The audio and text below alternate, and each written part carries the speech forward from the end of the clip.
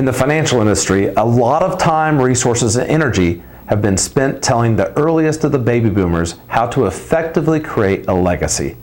For these folks, the investment planning strategy is often, we'll take your money and grow it into a bigger pile of money so that you can leave a legacy gift to someone else. For these boomers, you probably have 2 pension checks, 2 Social Security checks, and you're probably able to maximize those Social Security checks. In addition, you retired in a time prior to social media, smartphones, and 24/7 consumerism. Your day-to-day lifestyle is comfortably covered by your pension and Social Security. Now don't get me wrong, we love working with you. Our tagline, after all, is growing wealth for generations. And there's something excited about creating a legacy gift for whomever or whatever is important to you. There's nothing more fulfilling than participating in the accomplishment of our clients' financial planning goals. But what about the younger of the baby boomers?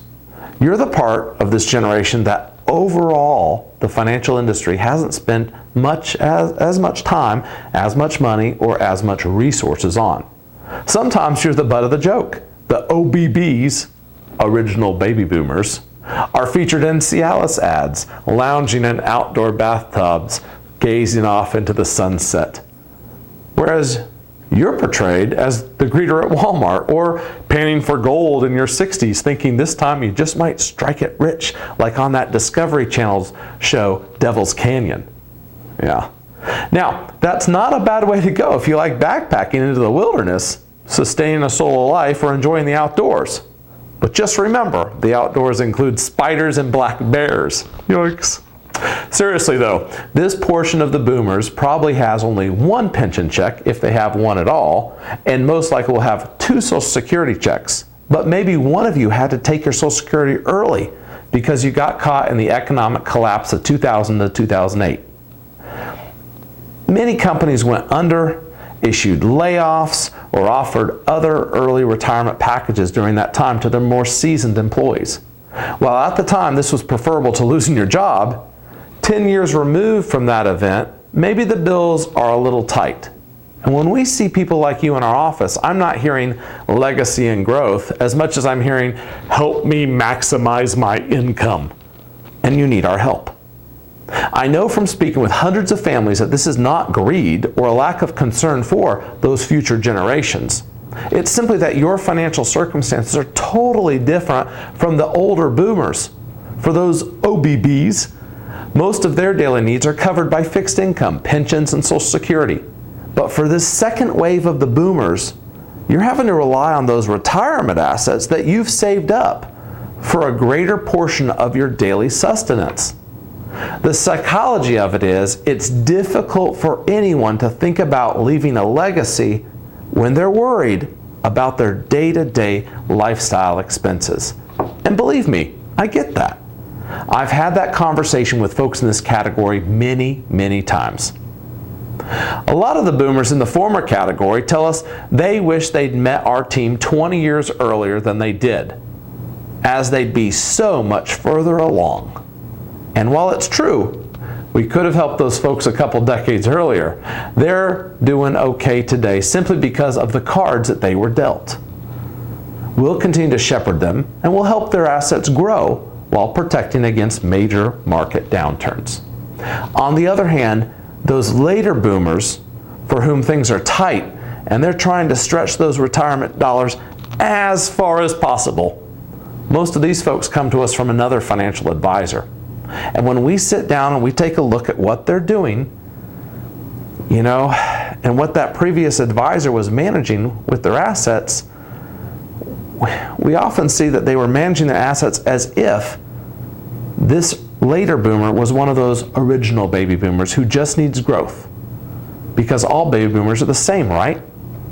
Well, the reality is that while it'd be great to be able to lump everyone into one bucket, the bucket of baby boomer, we wouldn't be doing our jobs if we took that approach. And you all are very different and you need customized advice. And each of you has different resources, lifestyle goals, and cash flow needs. Different sources of revenue, Social Security, rental property, pensions, etc.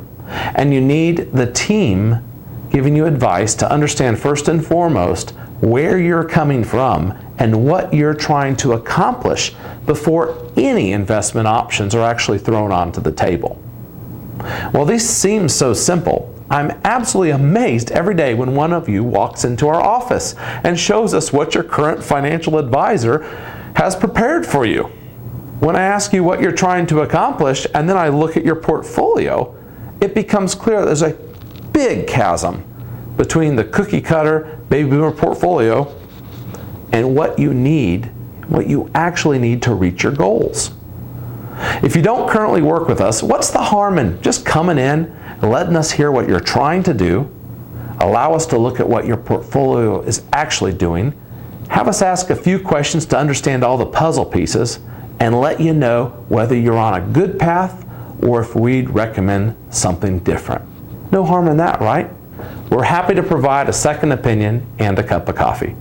I believe that a review of your financial portfolio and all aspects of your financial life should be something that is as simple as changing the oil in your car. You pull in, say, sign a bill, check, leave. Come into our office, you can do the same thing. And it's something that you can do regularly to make sure that your assets are working as hard for you as you work for them. And if you're a client, hey, it's officially summer now. And that means backyard barbecues, more time with neighbors and friends, and beautiful sunsets. If you find yourself in a conversation with someone you think would be a good fit for our planning team, well, be sure to let us know. We won't bug them. We'll simply see if they'd like to receive our weekly thoughts.